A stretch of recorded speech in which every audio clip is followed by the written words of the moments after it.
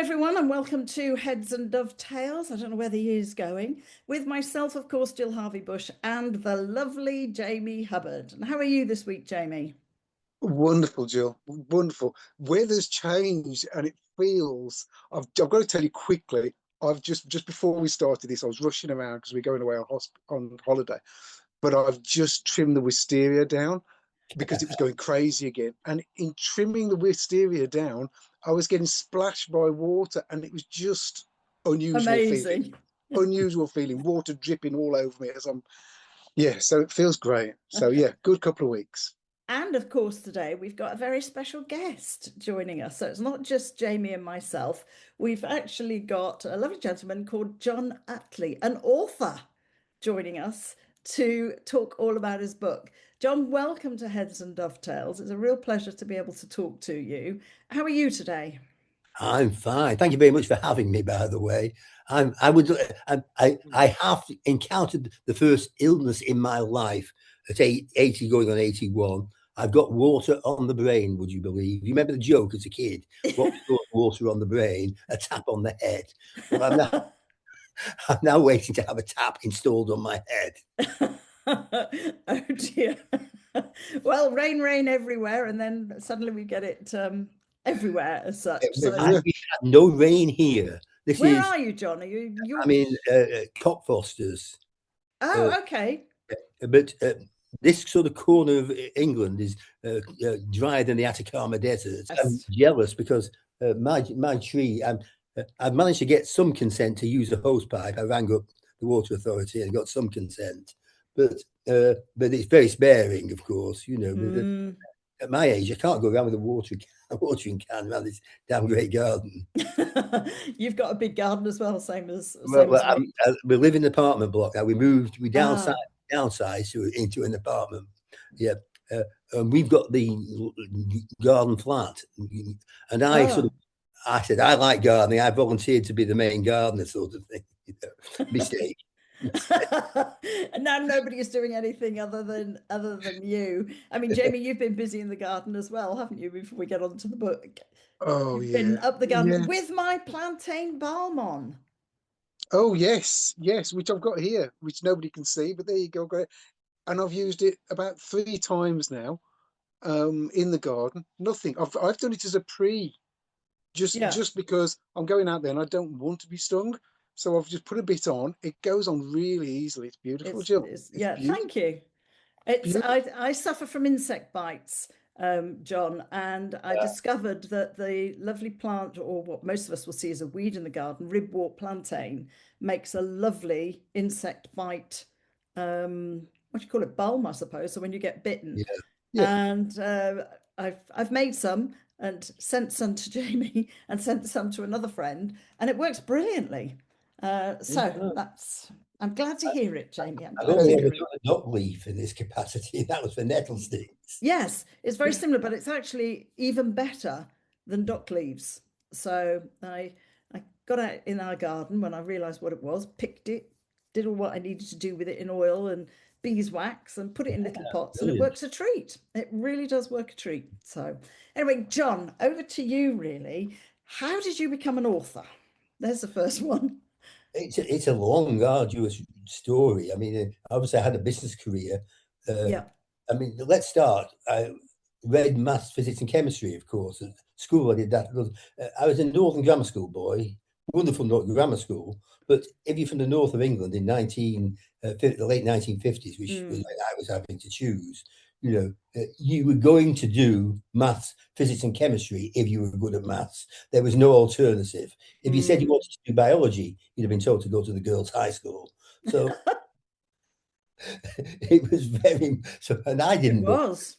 Yeah, I went on. It was a great school. I went on to read physics at Oxford, and that was the start of it all. So I'd been elected to go on the science side and not the modern side then. Yeah. And so you're stuck with that. You really are stuck with it. I mean, and what did I do? Because I became an accountant. The best way. I mean, if you're born into a bit higher class, maybe you can do something else. But accountancy is the best way for the lower class bright lad nowadays there are other alternatives than accountancy. Yeah. But it's the best way to go into the ranks of the middle classes, have a good career. And I became an accountant. And because I could add up, I was, which is unusual for an accountant. I was. You said that, not Jamie or I. I was financial controller of the CEGB Midlands region at 30 and the finance director of the whole CEGB at 35. Wow. The trouble with having such a fast case is there is only one way you can go. Unfortunately, I was certain to become a deputy chairman of the CEGB. Because that's where the top finance man, ended up deputy chairman of the CEGB. But then privatisation came along, of course. So I joined the National Grid Group. That was a company I went to, of the nominated successors of the CEGB. Had a decent career there, but I didn't have a great relationship with the chairman. Tell no more about that sad tale. And there I was at 51, looking for other things to do. I started having a portfolio career, as they call it. So I started chairing smaller companies, and I even chaired one in the States, in LA. So it was a very successful portfolio career. The one in the States gave me all sorts of ideas, because suddenly you had this new world open to you too. And that was when I thought, I've got time to write. And so I wrote my first novel, which was really about the flotation of a company, on an American company, on the British Stock Exchange. And that was Where Sailor Jack, the first novel in the Holy Trinity trilogy. And so that was Where Sailor Jack. And it was self-published, far meandered a bit. It probably it showed a certain naivety too, I think. But I liked it. I think it was a good book. And it was well received as a self-published novel. That it got good sales, but you don't get very far on self-publishing, unfortunately. No. So that was the first novel, and as I carried on with this portfolio career, I wrote 2 more novels, all using the same characters. Yeah, right. And the books became perhaps a bit more mature, shorter. And learning to tell the tale a bit more quickly. That's what I did. And were they self-published as well, or they were all self-published? Okay. I mean, you try getting a publisher. Been there, done that. I won't quote his name, but I have a great friend who's arguably Britain's most eminent music journalist of the last 50 years, so you might be able to name him, who writes novels, brilliant novels too, and he can't get published now. He has been published, he can't get published now. If you try to get published writing serious novels, then you really are struggling. I couldn't get an agent. I just have never been able to get an agent. And you need an agent. So was it something that you enjoyed doing, when you were younger? But because I think, Jamie, we've all experienced, you kind of get forced. I'm grammar school side of things as well. You kind of get forced in one direction. So did you used to like writing when you were younger? When I was an undergraduate, I do recall, writing soulful prose and even trying poetry, usually about young ladies of the time, but it went nowhere. But I did enjoy it then, but then of course Mammon took over. There was no time for godlike things then, because there's a business career to be run. Where did you get your ideas from? On this last book, I mean, we haven't come to my last book now. Yeah, the music journalist I'm talking about said it's a brilliant creation. The finish I did. I don't know if have you read the book yet? No, I haven't. I must admit. There's a reveal in it at the end, or more in the middle at the end, which was it's total plot spoiler if I tell it now. But no, don't tell it. That's the thing about this book I was most proud of. Come up with something that was totally gobsmacking that I didn't think was in me. I thought I wasn't that subtle a writer. Wow, wow, that must be nice to do to do something and then feel, yeah, to say I didn't know it was in me. That's Yeah. Are you sure? Are you sure you didn't know it was in you? You must have. No, I think it was a fluke. Yeah. Okay. Well, Jamie, we So could say the same about you, that you didn't know podcasting was in you. oh, good And grief, look at Jill. you now. Good grief. I don't know. I think it's good if you can feel like that when you finish something that I Yeah, didn't know was in me. I suppose I see that with the guys because I don't know whether you know, John, but I teach furniture making and I've got a number of students, and I sort of let them take a bit of a choose a little bit of the path, but I give them direction. And yeah. they'll say, I'd like to do this. And I'm just like, oh, it's a bit above you. But I don't say that to them. And I'll just say, okay, if you practice a few pieces. And they all sort of are astonished when they finish something. Yeah. So is it a bit like that? Was it a bit like looking back at it and going, crikey, I didn't think I'd get to here I or to be think that good? the eureka moment was Yeah. actually when I thought of it. Ah, Okay. Rather than having accomplished it. I thought I've got to write this well. I must. I do like to feel I write well. If somebody said they like my writing style, I feel made up. I mean, obviously, stories are really about the plot and all the rest of it, but I do like to feel that people have appreciated my style, and I don't know if it's any good or not. Really, I Okay. have a great saying that because my English master was a guy who'd lost his leg in the war, and his nickname was Peg Leg Wakefield. With the sympathy that boys would it's show. just, I mean, how times have changed, John, because we wouldn't get away with that now, would And you, in schools? I often say Peg Leg Wakefield wouldn't let me get away with that grammar, you know. Yeah. You're obviously the same era as my husband at school. He was grammar school as well, and the same era as you. And English, I don't know about when you were taught it, but I got caught. Both my older sisters, English was really important, and where you put apostrophes, and it drives Yeah, Clive, my husband, mad now, and grammar and how the yeah, syntax of a sentence and all of that. I came along to the new way of learning English. Oh, it doesn't matter, just let them get creative. So I must admit, I didn't know until I learned French what a verb was, what a noun was, what an adverb was. I had no idea because we weren't taught that in the new English back then. uh, And I still now am never sure about where do I use a colon, a semicolon, how do I put I've, this together? And of course, I think generations now, it's all on the computer, it does it for them. And I just think that's so sad. Jamie, how look, I about don't, you? I yeah, don't know. I don't know what, if you said name three nouns or verbs, I haven't Mm, got a clue. I don't know. yeah, I don't know. we got I caught can, in that. I'll absolutely. That's a subordinate adverbial clause. There you go. Something And that's like a that. complex something or other, my husband will But go, I and I'm haven't like, mentioned in my career resume, I did do a divinity degree on the way through as ah, well. Yeah, and amongst the exams you had to do was New Testament Greek. I mean, most of it was a philosophy of religion, blimey. but New Testament Greek. Now, amazingly, I got my best mark in New Testament Greek. Would you believe? Yeah, and Oh, I always put it down to the fact that I'd done maths, and I'd done Mm. all my maths with alphas, betas, gammas, deltas as the unknowns, Ah. variables. So I knew the letters.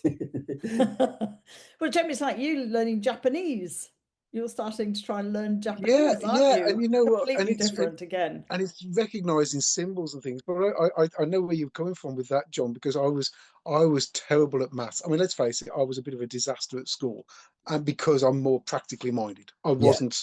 I went to public school; it was wasted on me. Um, but then, as soon as I didn't understand fractions at all. Ah, But as soon as I started using inches, because when I started out, we were just on the say for in the trade, they were still using inches. yeah, Let's just say in the trade. Um, and to look at a tape measure and say, well, it's only half of that one, and that one's that one. And I looked at a tape measure, and within days, got it. fractions. Yep, piece of cake. And it's that thing, isn't it, that something can help you go on that journey, and yeah. Mm. that's it. and then you go off, and that's it. Because my maths is so much better than, I mean, it's unreal now, really, compared to how bad I was. I'm but self-employed as well, so there you go. You've got to get good at it, haven't you? I was just a natural at maths. I mean, on the so is my son. The tables, and I remember the primary school teacher asking, "What times can you do the 3 times table?" And I went right the way through to the 12 times table, there and then. And she said, "How do you do that?" I said, "Well, I can add them up as I go along." So it was no problem. Yeah. Well, it's like my son. I mean, he's very maths orientated. Obviously, maths and physics and chemistry was his side, and an engineering degree. So, my youngest son's a particle physicist. Wow. So it comes down through the family. And as my son says, "Mum, I get maths side from you, not from Dad." So, but come on, the book, as you're saying, because it's called, if I'm correct, it's called The End of the Line. Now, John, that can have a double meaning, can't it? The end of the line in age. It's got more than a double meaning. It's right. got meanings at other levels too. Yeah. And the big reveal is about the end of the line. So that is so don't tell me, because I'll really get around to reading it. I can't really tell you that without spoiling the book. But it's, so, John, when you'll know the end of the line if you're a music fan for Travelling Wilburys. Yeah. Now I'm a great Dylan fan. I'm bound to be at my age and my interest, Yeah. So were you a rock and roller back in the 50s? If you're like my husband, he wanted his quiff at school, but of course grammar school, it wasn't as loud as headmaster was like, "You can't have that hair, Harvey," So. Long hair was not as frowned upon as you'd think at our grammar school. It was reasonably liberal as established. King George V Southport, it was, and it was reasonably liberal. I mean, it wouldn't be considered liberal by modern standards. But initiative and creativity was encouraged. I was obviously before the Beatles, because there was a word before the Beatles. Great music. I used to listen to Radio Luxembourg. That's right. By courtesy of Clearasil. Came on at 7:30. We had tiny little radios, so we did with a little earplug in, and I'm younger than you. I have to hide under the sheets, so Mum didn't realise we were listening. You couldn't. Unfortunately, one of the principal programs then was the TTDC, Teen and 20 Disc Club. But the host of that was Jimmy. You can see Jamie looking at us, going, "What are you talking about?" The host of that was Jimmy Savile, so I can't boast about that one. No, obviously. So what do your family think of you being an author now? Or is it, it's just something Dad's doing to keep himself amused? I think my wife thinks it keeps him busy, and so it's useful for that. John, I mean, as a dad with 4 girls, I make things, and nobody's really interested in what I do. And they're not really interested in what my students do and how I teach them and whatever. But then occasionally they'll see something and say, "Oh, that's nice." But then I've done this thing where we've already discussed with the girls, right? What piece of I want this. That's mine. I want. So they've all got the couple of them have got their eyes on pieces of furniture I've made and that have been around. And I don't know where I was going with this. But they're going to be proud of you, aren't they? You've done things that they're going to be proud of. But it almost feels like, for me, it feels like it's very, I don't know. They're not bothered. Family's not bothered. So I think if I wrote a book, I mean, I've been doing YouTube for ages. I think most of them have only watched about 4 of my videos and just switched it off. I just thought, I'm not watching anymore. It's just Dad. So it's a bit like that. It's Dad. It's another age, and you think you're writing for them, and I do write young characters in this last book. I've got a couple mid-teenagers, and with their problems and their solutions. Lovely kids. I felt it important to write modern stuff as well. But I'm not saying that I don't know how well I've got it, because the people who say, "Oh, they're brilliant," are all older. Yes. When you get the plot, you said, you suddenly, where were you? Are you somebody it just comes to you? Is it standing in the shower? Is it when you're out walking and you suddenly, you said earlier, I thought I've just got to write this? I think probably, and sadly the dog's gone now, but I think probably I got most of my best ideas walking the dog. Yeah. Right. You've got a Yeah. dog, haven't you, Walking. Jamie? Yeah, walking. Yeah. Well, you know, I Walking. walk. Problem Yeah, solving for me. yeah. But I had a Problem lovely solving. border collie, made 15. Oh, Lovely dog, but they don't last any longer than 15, unfortunately. yeah. Yeah. But so you got the idea. Do you use it now? Are you an old, dare I say, old-fashioned longhand on a piece of paper in a book, or are you now the computer? I was at a computer. I might be bad at a computer. I might have to look at the keyboard the whole time, but I use a computer. The only time I go longhand is if I've got a tricky passage, particularly if it's a descriptive one.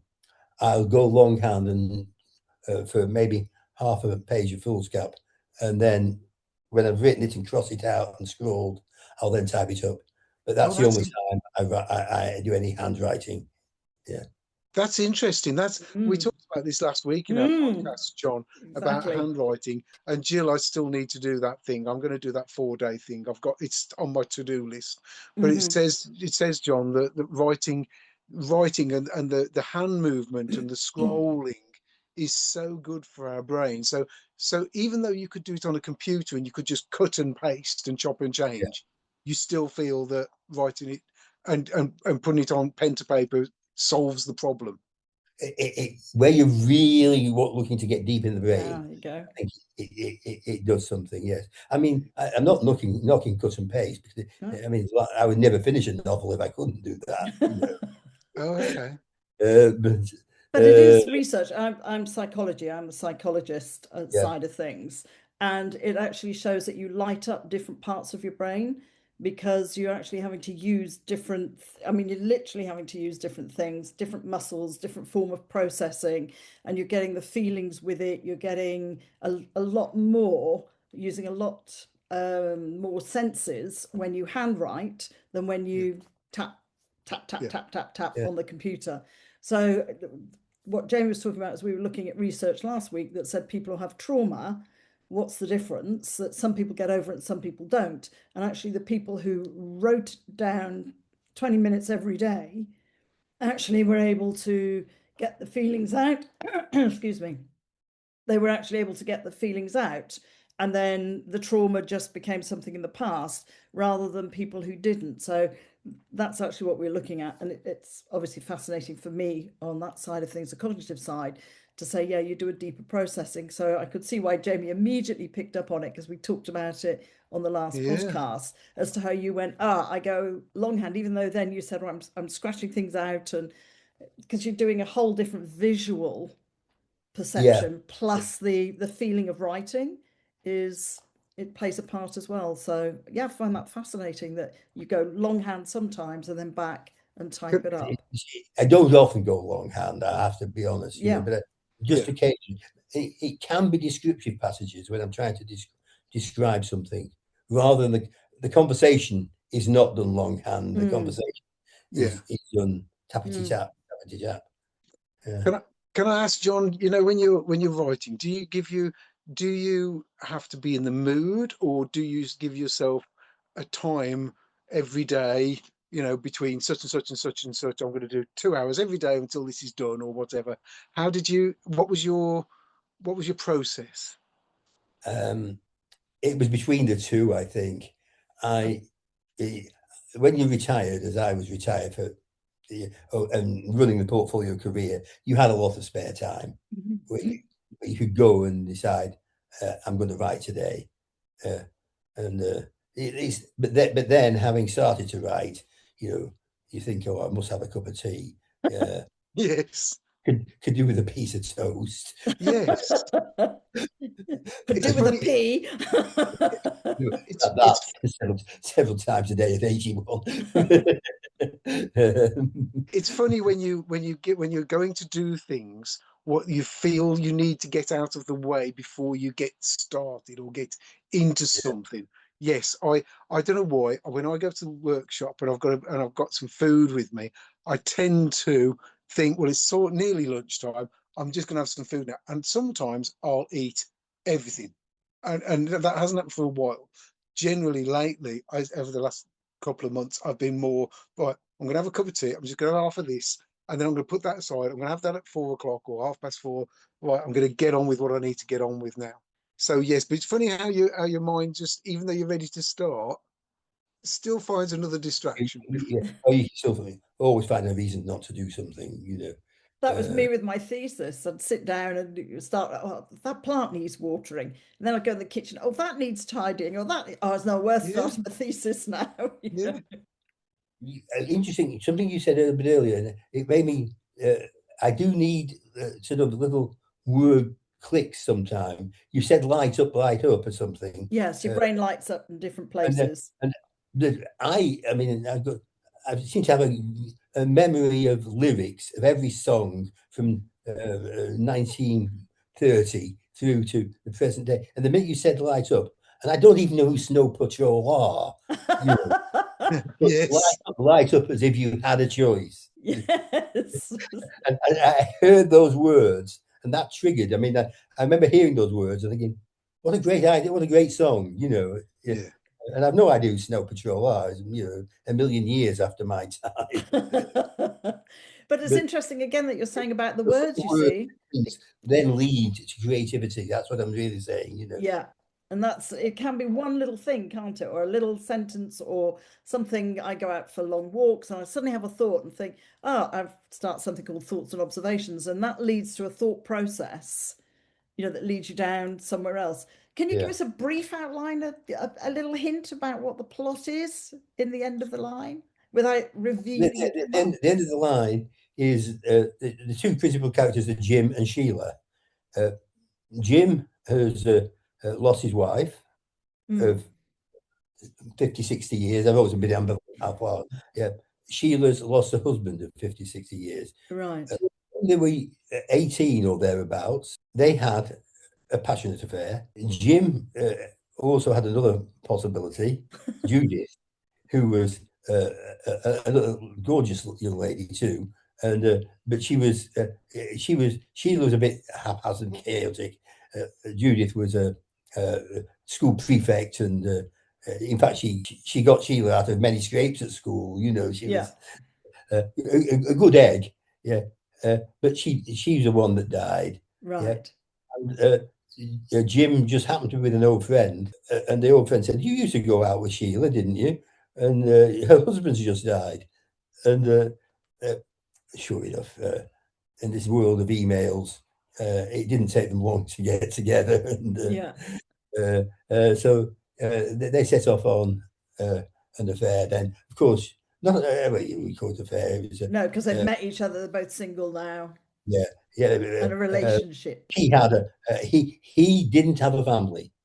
Right. Judith and Jim hadn't produced a family, whereas Sheila had a cast of thousands, should we say. Jamie's nodding along. Yeah. Jamie's got 4 daughters and grandchildren. And the family, part of it is how Sheila's family took to accepting Jim. It took a while, but they were good people at the end, and they came along. Yeah, and so part of the story is that. Yeah. Right. Okay. It sounds good. That's the way it goes. I'm not.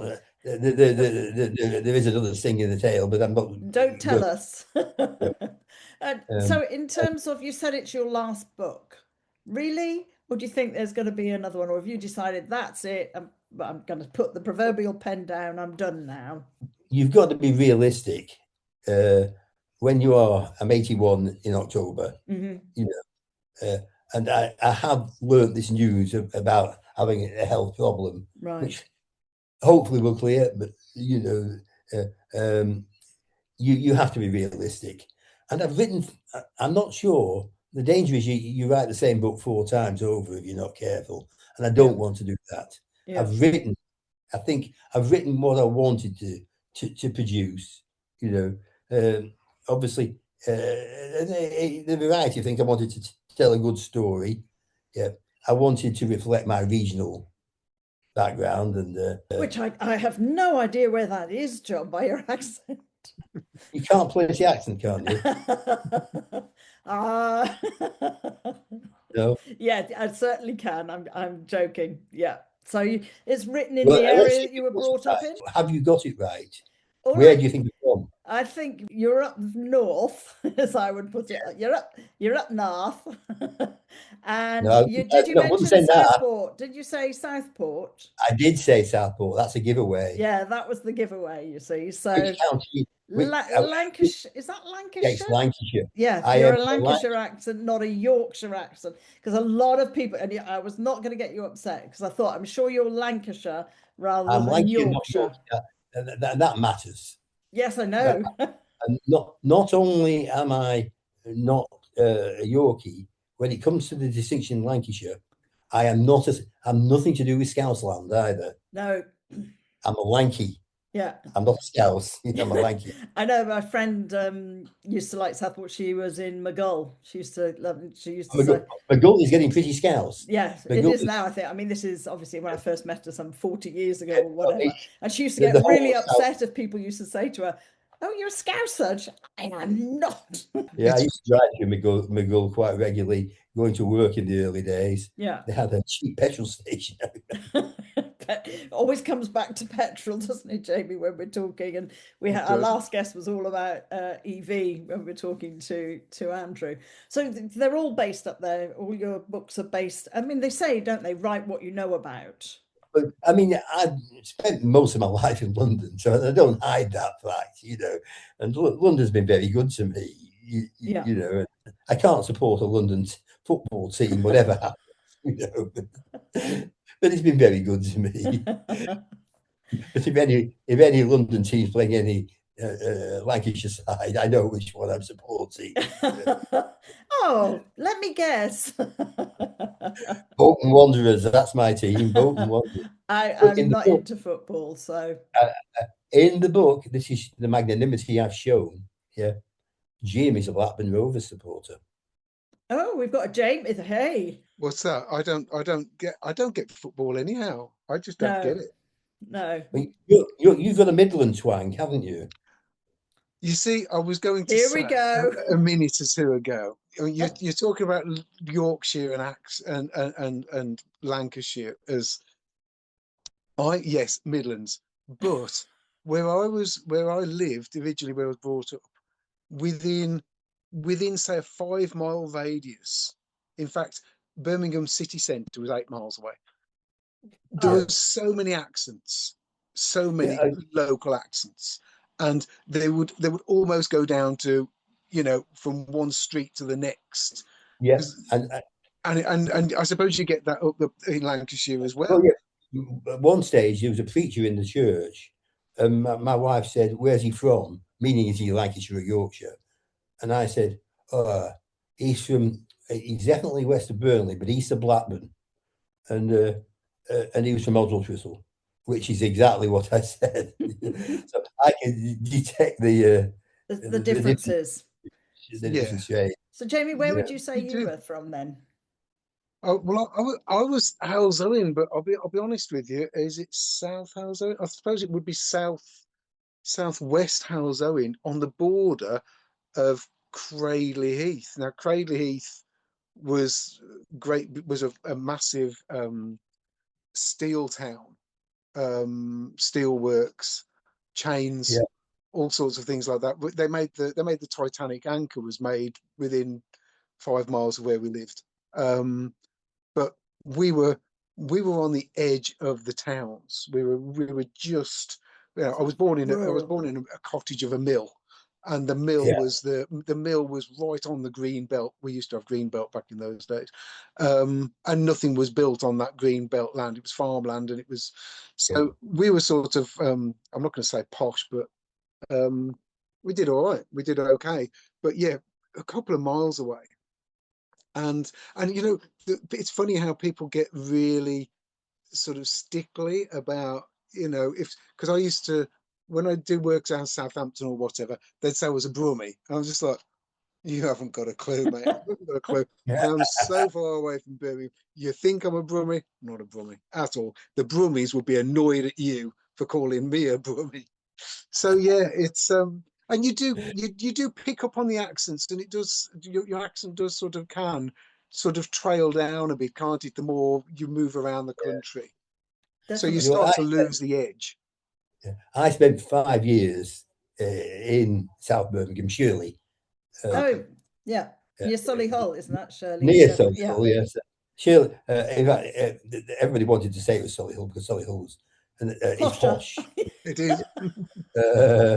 But it was in Shirley, and but I bought a place out in the, because my granny was from Worcestershire originally. Oh, okay. Whereabouts in I Worcestershire? went out on the Worcestershire border, a place called Dunnington, not near Ulster, and Ulster, yes, beautiful. Yeah, I loved it. Well, you're in Worcestershire now, aren't you, Jamie? Full of orchards, of course. So I tried to seek my granny there, and the surname had been Smith. It wasn't easy. There were a lot of Granny Smiths around there. Oh, boom, as they honestly, that's terrible. Well, I mean, talking about regional accents, it's something that I've always been queried about as to where had I come from. I'm originally Somerset, and when I was there, you go. And if anybody starts the Wurzel song, you think, oh God, how many times have I heard this? But it's interesting because I don't have a broad Somerset accent. And I joined Lancashire Airways, so you'll remember Lancashire as well, probably, John. So I joined Lancashire Airways, SkyTrain, etc. And I can remember when I was first flying, and flying was very different back then, somebody asking me, where are you from? And I said, well, I'm from Somerset. And this passenger just said to me, how on earth did somebody from Somerset come to be, we were called air hostesses in those days, come to be an air hostess? So I put on what was my best, and I still can't do a good Somerset accent. And I said, well, I'd take my smock off. I took the bit of air, bit of grass out my mouth, and I applied. And then his wife was doing this, giving me a thumb and said, don't be so rude. But it's similar. And also people from the West Country can sometimes get mistaken and get very upset about being, so are you from Norfolk or Suffolk? Yeah. A lot of people get those regional accents. But I mean, I only have to hear someone said, I always say, oh, where the cider apples grow. Where the cider apples grow, yeah. Or you get where's the blackbird be? I know where the blackbird be. He be up the tree, all of that. And you just think, oh, okay, yes, okay, I'm from Somerset. And in more recent times, I've got a brand new car come by the harvester. Yeah, that's right. That's the good old Wurzels. And I'll do a proper job. John, it's been great talking to you. I hope you've enjoyed talking to us. Where can people find your book, or how do they go about? Is it online? Is it a physical copy? Where can people find your book? We can get both. Yeah. It's on, I mean, Amazon? I didn't go to Amazon to get it. I didn't use Kindle Direct Protein, or whatever it's called, KDP. I didn't use them this time. I've used York Publishing, because I wanted to. The trouble is, if you go on Amazon, you'll not get in bookshops or libraries.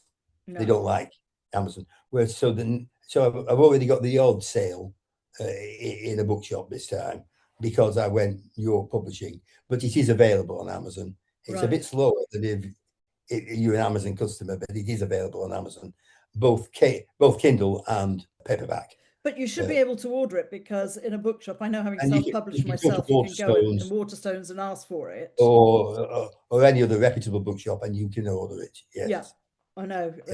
From that side of it. So which you couldn't do if it was an Amazon book. Most of them wouldn't touch it with a barge pole. So just to reiterate, then, it's The End of the Line, and it's by the author that we're lucky to talk to today, John Uttley, and it's Uttley. Would I be correct? That would be correct. People of a certain age will remember that the England rugby captain had that surname, and people even older will remember Alison Uttley and Little Grey Rabbit. That's a bit beyond me. I'll have to ask my husband when we finish, because he's the same age. Very famous children's author, right? But from a previous generation, should we say? But no relation, John. Funnily enough, I believe she was a very distant relation, Alison Uttley. Oh, I know Roger Uttley, the England rugby captain, was not a relation, or if he was, it was so far back. 1979 or whatever. Yeah. John, lovely to talk to you. I hope you've enjoyed talking to Jamie Very and much. myself. Thank you very much indeed. And given us a bit of an insight, really, as to how you write books, because everybody creates differently, has a different strategy, has a different way of doing it. And as I say, is there a website or anything you have, or is it just JohnUtleyAuthor.com? Okay, so again, people can original JohnUtleyAuthor.com. John, so say again for me. JohnUtleyAuthor.com. Okay, all together. Yes. Okay, so again, could people buy via your website? I'm just relaunching the website now, so okay. So give you a little while. The new version, because I think I've still got to agree the new version, but okay. Yeah. But then it would be available. There's something up there which which, and I hate doing new websites. That's a whole other discussion for another day. Jamie's just shaking his head. John, thank you so much. And as I say always, thank you to all our listeners for listening. We have quite a few regular listeners. And I don't know if you saw, Alex commented, Jamie, on the post I did on Instagram with regards to insect bites, etc. So, and I responded to that. Yeah, I should forward it to you. So thank you very much to everybody that listens. If you, as we say every time, if you'd like to make sure you get every single one of our episodes, then please go to Heads and Dovetails and subscribe, hit the like button, hit notifications, everything else you have to do these days. And John, once again, thank you very much for joining us. Jamie, I will speak to you in a couple of weeks. Yeah, lovely to chat, John. Thank you. Yes. Thank you very much. Thank you, John. Really enjoyed it. Good. Cheers. Bye, everyone. Bye.